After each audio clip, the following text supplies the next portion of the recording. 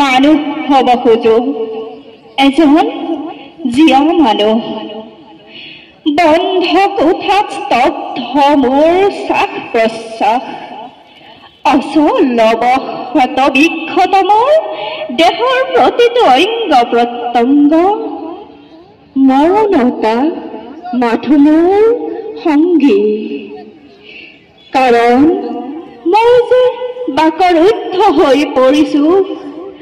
অত্যাধুনিকতাত হেৰাই যোৱা সংস্কাৰ, ৰীতি নীতি শিষ্টাচাৰত ভূমিষ্ঠ হোৱা দাম্ভিক ভ্ৰষ্টাচাৰ কিংবা ব্যভিচাৰ কাম্য নহয় মোৰ। নালাগে নালাগে মোক পণ্ডিত্ব, বিলাসী গাড়ীৰ হৰ্ণ, কলিং বেলৰ বিকৃত চিঞৰত অট্টালিকাৰ পাৰি নহয় কুণ্ঠস্বৰূপ। নাই কোনো আত্মীয়তা, নাই কোনো নিজস্বতা, শূন্যতা মাথো শূন্যতা, চৌদিশে অন্ধকাৰ। মই সাধাৰণ মানুহ, হাই ফাই ফেচিলিটিৰ জ্ঞান শূন্য, মিডল ক্লাছ ষ্টেণ্ডাৰ্ডৰ তেনেই নগণ্য এজন সাধাৰণ মানুহ। সাৰ খোৱা অসমীয়া কথাৰ পাত নজনা, জটিলতাৰ পৰা বহু নিলগত, সমাজ প্ৰিয় এজন দুৰ্ভগীয়া গাঁৱলীয়া হোজা মানুহ। মই মুক্ত বিহংগ হম, প্ৰাণ খুলি হাঁহিম, প্ৰাণ খুলি কথা পাতিম। বাৰ্ধক্যই নধৰা মোৰ সুঠাম শৰীৰ, মোৰো আছে এটা অন্তৰাত্মা, এটা সুন্দৰ চিত।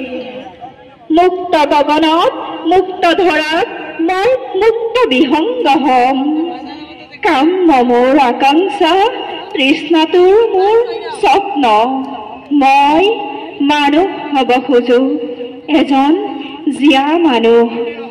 ধন্যবাদ।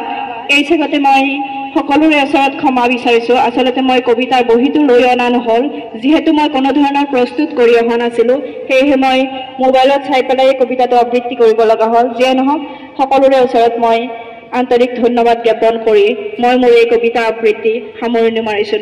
ধন্যবাদ।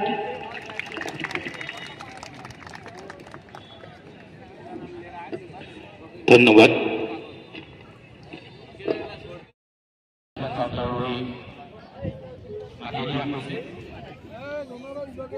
আমি আমাৰ এই